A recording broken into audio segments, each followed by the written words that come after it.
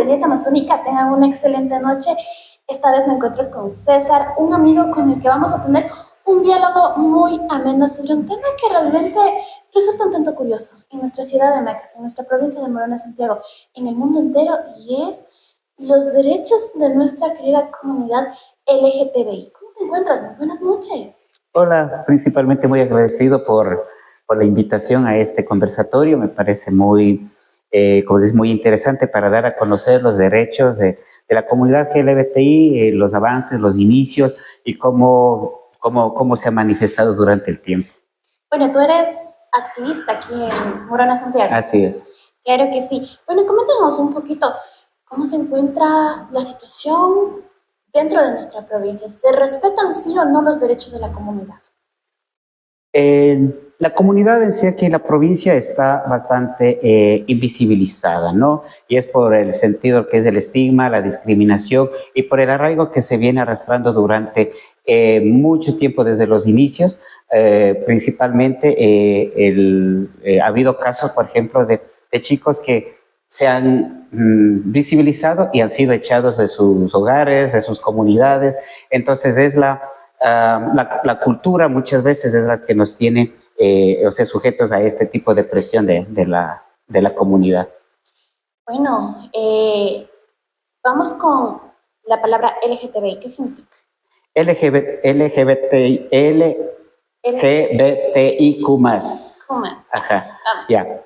Aquí es interesante, por ejemplo, ¿por qué está la palabra L primero? Bueno, vamos a ir letra por letra. L significa lesbianas, B significa bisexuales, T transexuales y intersexuales, y Q es de los queer y más desde todas las identidades que abarcaría de todas las identidades que hay, porque no solamente son estas, sino hay una diversidad más amplia. Esto es importante entender porque no solamente dentro de la comunidad existen gays, lesbianas y transexuales, porque eso es lo que más se conoce.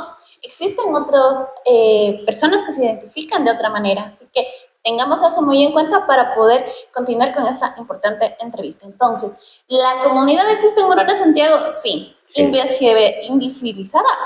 Por supuesto. Entonces, realmente personas con mucho para entregar a nuestra sociedad. Sí, por ejemplo, yo trabajo, por ejemplo, acá en un centro inclusivo, es un proyecto a nivel nacional donde que estamos enfocados lo que es a enfermedades crónico-transmisibles, entre esos está el VIH, estamos apuntando lo que es el VIH, y también entonces estamos trabajando de manera muy cercana con la comunidad LGBTI. Y entonces eso, por ejemplo, al comienzo lo que te quería decir es que es interesante el orden, ¿no? Por ejemplo, la L, ¿por qué está primero la L? Porque en la década de los 80, cuando empezó esto del VIH, fueron las únicas personas que se acercaron a las personas, en este caso gays, como respaldo, ¿no? Entonces empezaron a donar sangre, a hacer, dar un apoyo psicológico, emocional, hacer un acompañamiento. Entonces cuando le hicieron el acróstico, le pusieron la L como reconocimiento de ese apoyo que empezaron desde el inicio. Bueno, es importante indicarlo que también la comunidad ha tenido bastante problemas desde un inicio. Perseguidos, persecuciones, no solamente a nivel de lo que corresponde a América, sino a nivel internacional. Perfecto. Sí, aquí hay algo curioso, ¿no? Muchas veces creemos que esto de la comunidad LGBTI, sobre todo enfocándonos en la homosexualidad, se cree que es algo contemporáneo, cuando esto ha existido desde el inicio de una humanidad misma. Entonces hay registros de años 4.000, 3.000, 2.500 años atrás, ya existe la evidencia de que ha habido este Perdón tipo... que te corte, pero ahora me haces acuerdo de algo interesante. Bueno, un poquito aquí para agregarles este dato curioso. Dentro del mundo andino, tengo un poco de conocimiento acerca del mundo andino, existe un término, Warmitukushka, que es de la referencia al hombre vestido de mujer. La Warmitukushka, entonces, existía el asunto de la homosexualidad también antes de lo que corresponde a la colonia. Así que no es un tabú, no es un misterio, ellos están, ellos existen, siempre han existido, y es importante en estos momentos visibilizarlos, apoyarlos y también para que hagan muchas cosas por nuestra sociedad. Perfecto, allí está, por ejemplo, y lo que se viene arrastrando hasta ahora, por ejemplo, el famoso 31 de diciembre, vestirse de viudas, ¿no? Despidiendo el año viejo. Pero eso es más acá. Ajá, claro, o sea, vamos así, porque esta historia no es lineal, ¿no? Va adelante, atrás, o sea, siempre va generando este tipo de conversación, al menos cuando vamos conversando se va generando ciertos temas, ¿no? Entonces, por ejemplo, también la mamá negra, seguimos manteniendo la cultura. Vestido de mujer. Claro. ¿Por qué? O sea, hay que darnos cuenta que también es parte de esa interculturalidad, ¿eh? Sí, claro, y ahí es muy importante, por ejemplo, que tú tocaste cuando antes, precolombino, ¿no? Entonces, lo que llegó ¿cómo te puedo decir? Esta invisibilización o esta criminalización de la comunidad fue con la llegada de la conquista, porque también retrocediendo un poco más a la Edad Media, se cristianizó el Imperio Romano, porque recordemos que antes de cristianizarse el Imperio Romano era absolutamente reconocido y aceptado la homosexualidad con los emperadores. Incluso Nerón se casó con un hombre. Ya tras perder a su esposa, le dio a un chico que se aprecia mucho a la esposa, se casó con él. Era muy respetable. Claro, era muy respetable, sí. Claro. Entonces esto es para decirle que no es de hoy, o sea, no es, como dicen unos, una moda, no, esto ya viene trascendiendo desde mucho tiempo atrás. Lo mismo, retrocediendo un poco más atrás, en Grecia, por ejemplo, eran los erastescos, los erómanos. Entonces, esto es ¿cómo le puedo decir? Un corto historia de que esto ha estado presente desde que se inició la humanidad mismo, ¿ya? Entonces allí cuando vino ya sobre todo las religiones monoteístas como es el Islam, el judaísmo y el cristianismo, entonces moralizaron la conducta. Entonces al rato que moraliza, entonces lo toman como pecado, como contra natura y bueno, y ahí viene todo, y viene el estigma, la discriminación acerca de esta comunidad. Bueno, en este momento nos encontramos desde la trinchera del doctor Henry Guayes por acá, robándonos un poquito el espacio, un poquito comentándoles, él nos ha dado esta apertura para poder realizar esta entrevista. Mega recomendado los servicios del doctor Henry Guayes. Ustedes lo pueden ubicar aquí en el centro de la ciudad de Mancas. Ya en contados instantes dejamos por acá su dirección, también para que ustedes puedan consultar y también estar junto, con lo que corresponde a salud mental, porque él es el duro de la salud mental aquí en Morona, Santiago. Le agradecemos por habernos brindado este espacio para poder realizar esta entrevista y por favor nos vamos con una pequeña ronda de mitos y verdades acerca de la comunidad LGTBI. ¿Por qué? Porque realmente para algunos se escandalizan al momento de escuchar, ok, mi hijo es gay, mi hija es lesbiana, ¿qué significa? ¿Por qué? ¿Qué le hace diferente a mi hijo, a mi hija de otras personas? Entonces, ¿existe alguna diferencia? No, aquí por ejemplo hay que ir, o sea, como se dice, la información, el conocimiento es la base de librarnos de tabús, ¿no? De ir conociendo lo que es. Por ejemplo, si mi hijo, mi hermano, mi mejor amigo es gay, simplemente, o sea, depende, ¿no? Porque aquí ya viene juegos de género, identidades, expresiones sexuales y todo lo demás, orientaciones, ¿no? Porque todo esto es algo, ¿cómo le puedo decir? Súper chévere, por decirlo así, porque es una mezcla de todos contra todo. Es como jugar un tablero de damas y desparamarlo e ir poniendo así. ¿Ya? Entonces es así, ¿no? Porque como comentamos de rato, no solamente hay lesbianismo, no solamente hay gays, no solamente hay transexuales, sino que hay muchas, por ejemplo, hay la demisexualidad, la pansexualidad, la asexualidad, aromántico, hay una infinidad de expresiones hoy en día. Entonces, recordemos que el más significa todas esas expresiones más.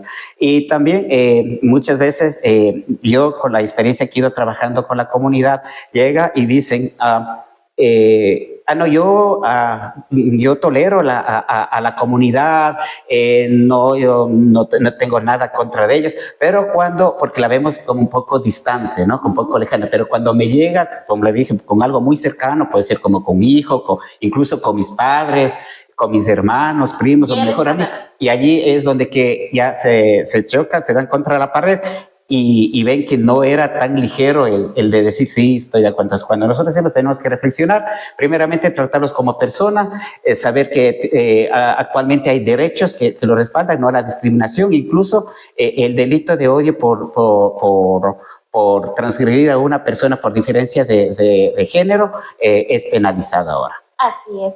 Bueno, otro de los grandes mitos. La comunidad odia a los heterosexuales. Heterosexuales por las personas, bueno, hombres que están con mujeres y mujeres que están con hombres. ¿Odia la comunidad este tipo de inclinación sexual? No, no, para nada, ¿no?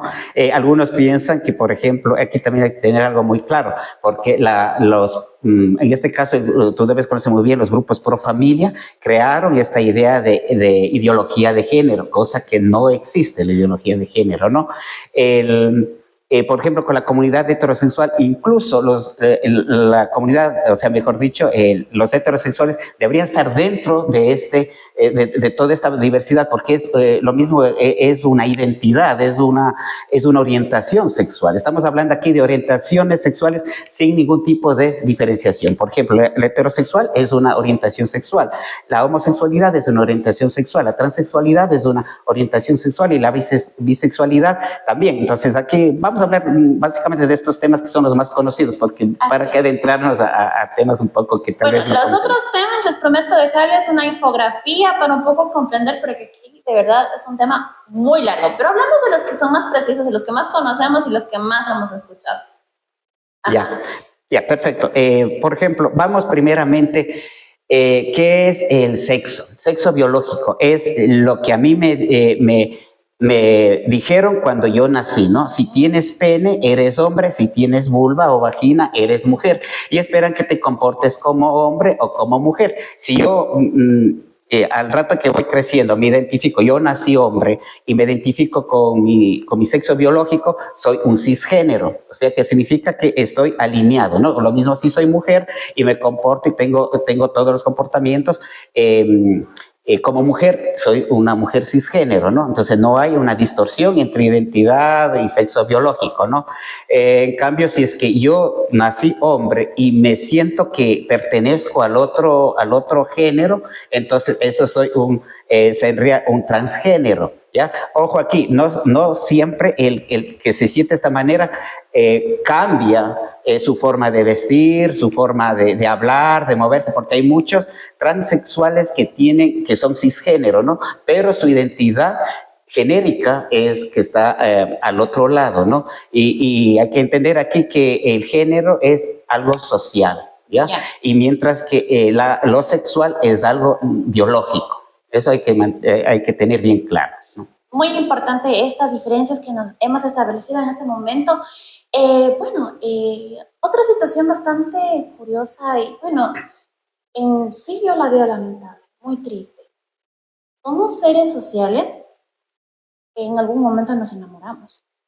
Si nosotros, al momento de enamorarnos y no poder expresar ese amor a esa persona a la que nosotros queremos, es complejo, es difícil. Para la persona que realmente pertenece a la comunidad, debe ser el doble de difícil, porque número uno, no es aceptado por la sociedad. Que dos hombres anden de la mano o se den un besito en media calle es, incluso para la gente, hasta ahora escandaloso.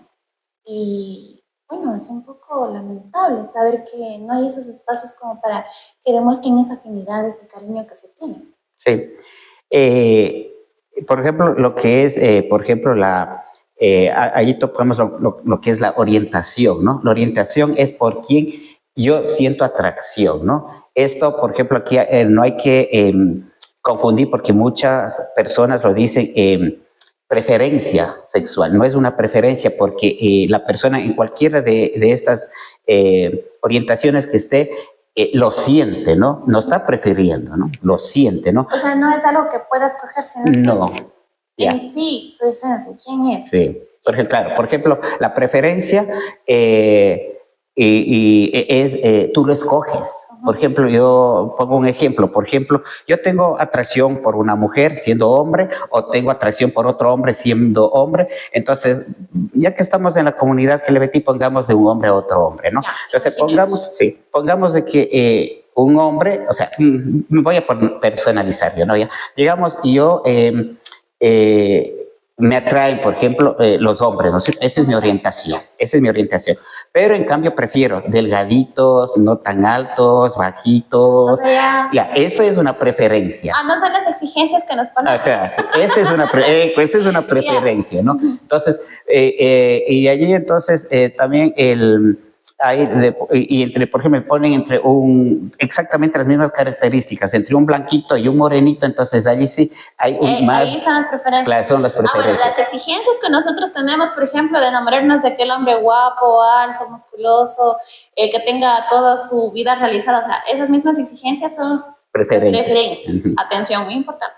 Yeah. Algo que hemos aprendido en este programa. Y la orientación es lo que tú sientes. Ya. Que tú sientes. Yeah. Perfecto. Importante este dato. ¿Hay niños que pueden sentir esa orientación? Sí, hay casos que desde muy niños ya se identifican, ¿no? Entonces aquí esto es muy discutible, es un punto muy álgido, por decirlo así. Por ejemplo, hay constituciones que, sí, de algunos países que están un poco más, ¿cómo se puede decir? Más aceptos de este tipo de identidades, entonces que permiten, por ejemplo, que los niños ya empiecen una transición, ¿ya? Si aquí tú me preguntas si yo estoy de acuerdo, yo sí estoy de acuerdo que se tiene que respetar al niño, ¿no? Dejar que, niño, ¿no? Se tiene que dejar que se exprese, que viva su vida, su sexualidad, pero cualquier cambio, personalmente, no hablo muy personal, debería darse en la mayoría de edad, porque básicamente cuando uno muchas veces cuando yo era adolescente, me pongo un ejemplo así tan banal como si yo quería ser piloto. Yo mataba por ser piloto cuando era niño, y crezco y me doy cuenta que piloto no era lo mío. Acá tienen una médico, yo iba a ser doctora según yo, y ya termino siendo periodista, estoy aquí con ustedes. Sí. O sea, cuando somos niños tenemos ilusiones de muchas cosas, queremos muchas cosas en la vida, pero en sí, al momento que tomamos decisiones ya es cuando alcanzamos nuestra mayoría de edad. Y bueno, es una opinión bastante respetable. Y es verdad que en algunos países se dan esas autorizaciones para el cambio de sexo en menores, pero eso sí es una situación que, bueno, al menos en nuestro país no. No, todavía no. Sí, todavía no, ni siquiera en mayores está, como puede decir, dentro de la salud pública, por decir. Eso siempre se hace por lo privado. Pero sí existen personas que se hacen cambio de sexo. No, sí, o sea, pero no está todavía como, o sea, en la Constitución te respeta, no a la discriminación, ¿no? Pero todavía no está dentro del lineamiento, por ejemplo, que cubra la salud pública este tipo de transiciones. O sea, se lo hacen aquí en privado o sale en otros países, lo más cercano Colombia y donde que es el IN de las cirugías de reasignación de signos de sexo, en Tailandia, por ejemplo. Tailandia es bastante común. Bueno, cambiemos de tema. De amor, romanticismo, vámonos a un tema de derechos. Ya. La salud para las personas de la comunidad. ¿Está garantizada en Ecuador? Ecuador está absolutamente garantizada. La Constitución del Ecuador es una de las más garantistas a nivel latinoamericano acerca de la comunidad LGBTI y aquí también, por ejemplo, de las personas también que viven con VIH. Es una de las más garantistas. Por ejemplo, aquí la medicación es gratuita. Lo mismo para la comunidad LGBTI, entonces esto, por ejemplo, como al rato de asesorías con los chicos, que dicho si se sienten discriminados, si se sienten vulnerados sus derechos, tienen todo el derecho de denunciar, porque la Constitución ecuatoriana y muchos acuerdos están el respaldo, ¿no? Entonces aquí es muy interesante también, por ejemplo, cómo se ha ido obteniendo estos derechos, porque recordemos, llegamos hace un rato a la Edad Media, ¿no? Donde era criminalizado, y de dónde viene todo por ejemplo, el famoso Pride que todos conocemos, el Día del Orgullo, porque muchas veces solamente vemos... Hoy se celebra el Día del Orgullo. El día viernes, el sábado es el día exacto. Perfecto. Ajá. Hoy se celebra el Pride, así que esa es la razón de esta entrevista. Listo. Ajá. Ya. Entonces, ¿Cómo empezó esto? A nivel universal fue un 28 de junio de 1969, justamente un día como hoy, se celebra hace muchos años, no sé cuántos años, no recuerdo, hace muchos años. 1969 como hace full años atrás. Claro, ya es bastantes años. Muchos años atrás, como hace, ¿cuántos? Yeah. 60 años. Más Por ahí o menos, va, sí. por ahí. Por ahí va. Entonces, esto fue una redada, ¿no? Fue en un bar de Nueva York, donde que estaban, porque no era permitido. Entonces, es medio chévere, ¿no? Porque solamente eran los de la mafia que tenían esto, que tenían como manejaban la policía, pero vino la redada de la policía y siempre esto sucedía esto, pero en ese día se enfrentaron. Y fue como 5 días de lucha que le dieron a la comunidad, a los policías, y lo resistieron. Entonces, en conmemoración, el 28 de junio del 70, hicieron una conmemoración y desde ahí arrancó todo lo que es el Pride a nivel mundial, ¿ya? Y como les decía, esto también es muy importante. Pasó ya de criminalización hasta que le pusieron como enfermedad mental, donde que había... Incluso había ese imaginario de que se podía curar, entre comillas. Claro, si le pusieron como enfermedad, lo típico era que lo podían curar, pero después se dieron cuenta que no había reversión, no había cura, ¿no? Entonces, por eso en 1990 la OMS sacó de la lista de enfermedades a la homosexualidad. Fue el día que curaron a mucha gente. ¿Sí? Yo creo que se curaron a sí mismos. Que sí, eso de tratar, y de verdad que hubo mucha gente que falleció en esta época tan oscura de nuestra historia, intentando curar algo que no, bueno, se conocía y se sabía bien. Yo creo que también gran parte de culpabilidad la tiene la Iglesia Católica. Bueno, yo también soy católica, no lo voy a negar, yo soy muy católica, pero sí, tiene una gran responsabilidad. ¿Por qué? Porque suprimió grandes etapas de nuestra historia y prácticamente satanizó algunas cosas, entre ellas el asunto de la homosexualidad. Sí, hubo una época bastante oscura, bastante cruda, muy triste, en la que mucha gente murió en nombre de curar algo que de verdad era algo natural, digámoslo así. Sí, estoy de acuerdo contigo. No quería entrar mucho a este tema que es demasiado álgido, ¿no? en nuestra sociedad, pero es la realidad. Sí, pero es la realidad. Sí, pero es la realidad. O sea, lamentablemente es la realidad. La religión es la que culturizó a la sociedad y tenemos esta heteronormalidad que se ha establecido. Y de ahí antropológicamente, etológicamente, que es el estudio del comportamiento humano y animal, porque estamos dentro de ese lineamiento. Por naturaleza, el ser humano o el hombre, hablando de general, ¿no? Hombres, mujeres, todo, es polígamo y polisexual, por naturaleza. ¿Ya? Entonces ahí no quiero chocar. Mientras mi pareja no escuche que son polígamos, no. Es monógamo. Sí, o sea, claro, entonces ahí es que por ejemplo, vamos nomás, ya que topaste un poco la religión, por ejemplo, así en son de broma decía, yo quiero ser como Salomón y bendecido, ¿no? Con 700 mujeres y 300 concubinas. Y era muy bien visto, y bendecido por él. David creo que tuvo 3 mujeres, si no estoy mal. Y se la quitó a su general, a Bernabé. Bueno, dando gracias al mismo Dios, eso no se da aquí, somos monógamos, ahora ya se están persignando. Sí, son cosas, como dijimos al comienzo, son cosas culturales que se han ido dando en la historia. Y esto es muy importante, la Biblia es un libro cultural, siempre una cultura, o sea, sí, prácticamente estamos hablando palabra de Dios, cosas que se llaman, pero hay que tener en cuenta que esas personas que la escribieron eran personas que vivían en esa sociedad con todos esos acervos culturales. Entonces ellos nos trajeron ese pedacito de cultura dentro de ese libro y prácticamente nos impusieron cosas. Un ejemplo, la mujer tenía que ir a la iglesia tapado el cabello. Y no tenía que hablar en la iglesia.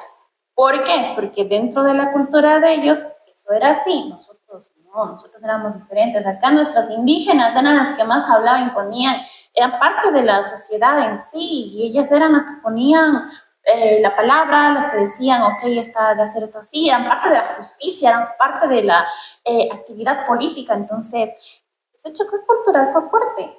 Claro, sí, o sea, culturas, ¿no? Por ejemplo, lo que hoy es rechazado, anteriormente era aceptado, lo que antes era rechazado y puede ser aceptado, o también si fue rechazado o aceptado antes, ahora también puede ser aceptado y rechazado.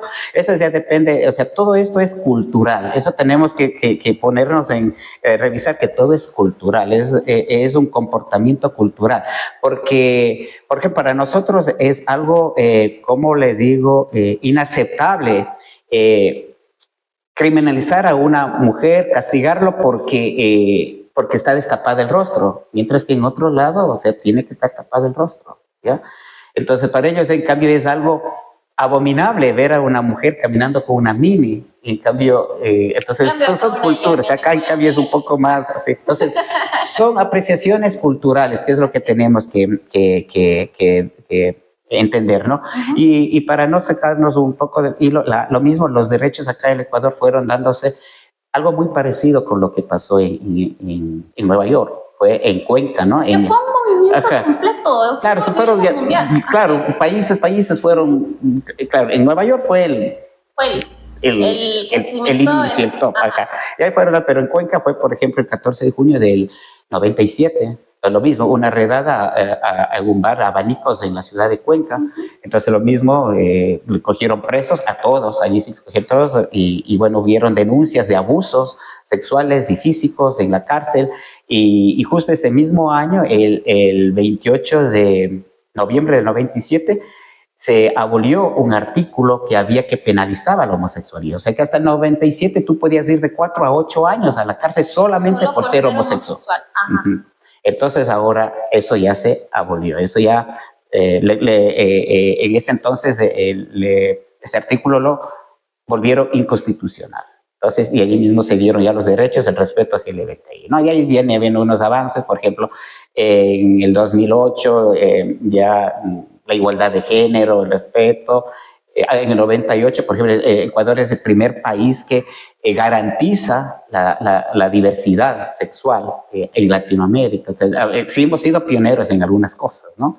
Por ejemplo, en 2008 también ya se acepta la unión de hecho, en el 2015 la unión civil, y en el 2019 el matrimonio, ¿ya? Entonces, lo mismo, y allí, bueno, hay muchos avances que ir mencionándolos es bastante extenso, pero son los principales. Perfecto. Bueno, como para ya concluir esta entrevista, quiero tocar un tema bastante sensible. Y es una realidad en Macas.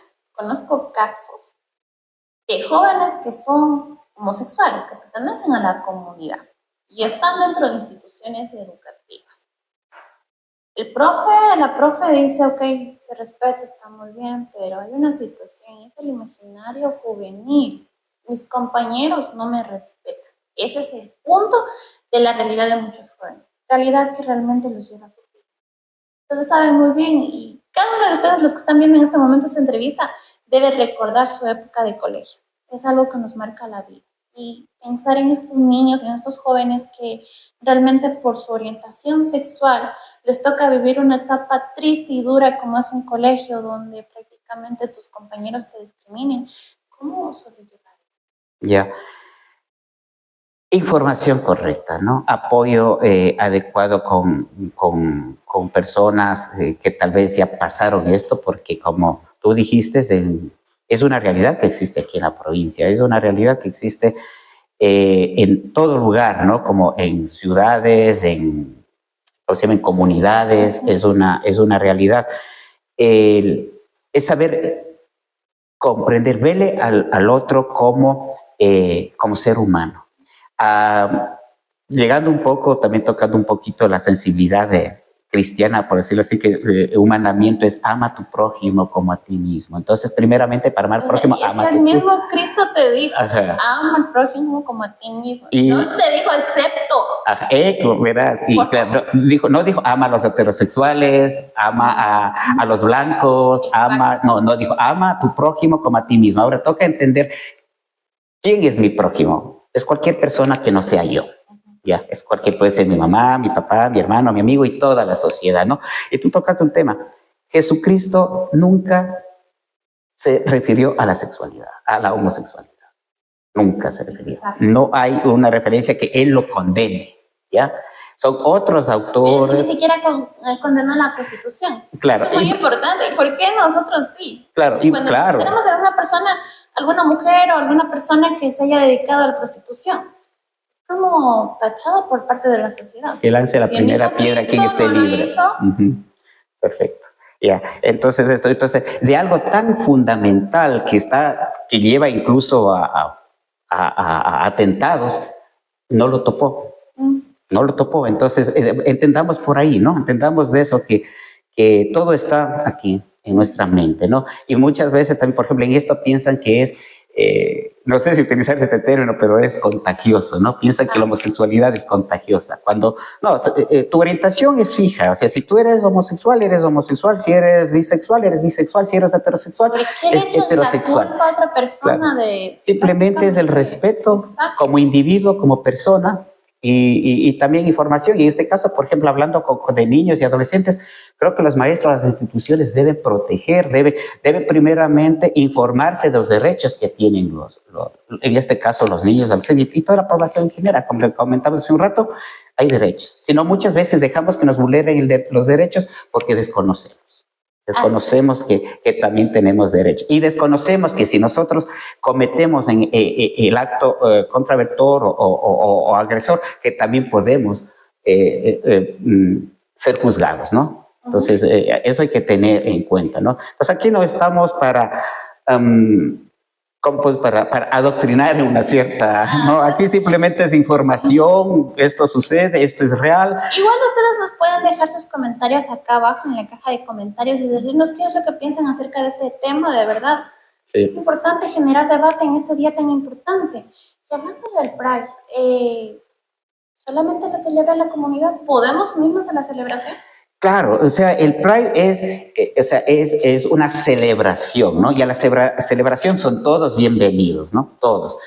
Hay casos, por ejemplo, que, bueno, cuando en Quito, porque, bueno, en ciudades más, porque acá no, lamentablemente no hay este Pride, por ejemplo, en ciudades más grandes, por ejemplo, van los padres apoyando a los hijos, el mejor amigo, incluso, por ejemplo, hay casos de que familias o amigos, ¿cómo se puede decir? De manera directa o indirecta, hicieron que un ser querido se suicide, porque eso pasa.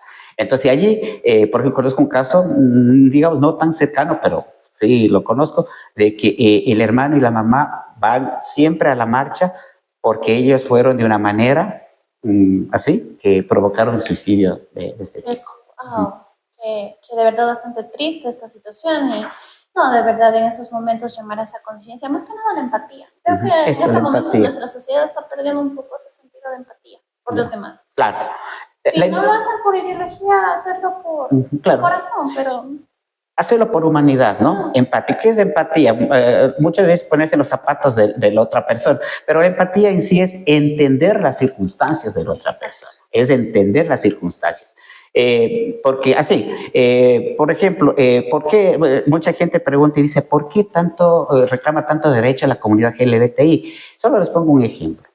Si una mujer es agredida de cualquier forma, física, sexual, hay una comunidad que le respalda. También fue lucha de nosotros, no lo crea, de verdad que fue una lucha encarnecida para poder conseguir eso. Sí. Pero digo, por ejemplo, ya es mujer o alguien de una nacionalidad, o sea, hay respaldo detrás, pero cuando lo agreden a una persona del colectivo, lo dejan solo. Y no hay respaldo. Es importante recordar el último caso que hubo que realmente nos conmocionó. Y en Colombia. Fue muy duro ver a una mujer transexual en un río clamando por ayuda. Y grabándolo. Extremidades rotas. O sea, no sé hasta qué punto una persona puede lastimar a otra de esa manera. Romperle brazos y piernas y botarle en un río para que se termine de morir. No, eso es inhumano. O sea, sencillamente es inhumano. Entonces, simplemente dale el apoyo, si fue, como yo siempre digo, si fue tu amigo, antes de, tal vez de saber o de lo que te diga, ¿qué cambia? Exacto. Solamente, solo te enteraste de algo que tal vez no se... ¿Y sabes por qué no se enteran a decir la gente a la sociedad? Porque no es porque están empoderados o porque no conocen, sienten miedo, no, es porque la sociedad no es segura. Entonces, si nosotros le diéramos esa seguridad a las personas, no tuvieran este miedo de decir, mira, ve, esta es mi identidad. Es como ponerte un ejemplo. A mí me gusta nadar y me quiero lanzarme a la piscina y veo la piscina toda llenita de vidrios. Yo no me voy a lanzar porque me lastimo. Entonces, sencillamente, yo no me visibilizo porque la sociedad me lastima. Entonces, eso es lo que te podría poner una referencia más o menos de por qué. Y mantenerte en silencio, ahogarte a ti mismo. Justamente en un conversatorio muy similar a la entrevistadora me dijo, voy a tomarte una frase tuya que yo digo, el silencio carcome. El silencio te carcome en el alma, te arrastra. El hecho de que no puedas expresar lo que sientes es... y esto no solamente con esto, sino en muchas circunstancias, es cruel, es devastador. Entonces, y muchas veces es ansiedad, porque te vuelve ansiedad, te vuelve depresión, y sabemos las consecuencias cuando la depresión y la ansiedad se elevan en nuestro cuerpo. Yo creo que ese sería el mensaje de ahora. La empatía y volver a nuestra sociedad más segura. No para nosotros, sino para los demás. Yo creo que ese sería el compromiso de este año hasta un nuevo proyecto. Entonces, quiero agradecerte por esta maravillosa noche, de verdad, mi querido César. Una entrevista encantadora, claro que sí, con mucha información, con mucho contenido rico en lo que corresponde los derechos de nuestra comunidad. Tus palabras finales en esos momentos. Listo. Para toda la sociedad, aprendamos a vivir de lo diverso, ¿no? Lo diverso es, y lo diferente es lo más estupendo. Yo siempre digo, yo aprendo más de las personas que son diferentes a mí, porque te dan la perspectiva que hay otro punto de vista, que hay otro lado de lo que yo creía que no existía, ¿no? Eso. Y a las personas que están de la comunidad y todavía están en este lapso de que si digo, no lo digo, primero, reconózcanse, acéptense a sí mismos y aprendan a vivir y ser felices con lo que son. Y vivan la vida a plenitud, ¿ya? Muchas veces digo, vive de una manera muy egoísta. Primero para ti, luego para ti y tercero para ti. O sea, sé tú primero, en prioridades, ¿no? No hablo que te vuelvas egoísta, de que no. O sea, en prioridades. Priorízate tú. Y eso a toda la sociedad. Hay que priorizarse uno mismo por adelante. Perfecto, entonces queremos agradecerles de una manera muy especial por habernos acompañado durante el transcurso de esta importante entrevista, realmente agradeciendo a toda esa comunidad de Casa Independiente Amazónica que esta noche estuvo con nosotros. Yo soy Elizabeth Cuesta, conmigo será hasta la próxima. Un gusto.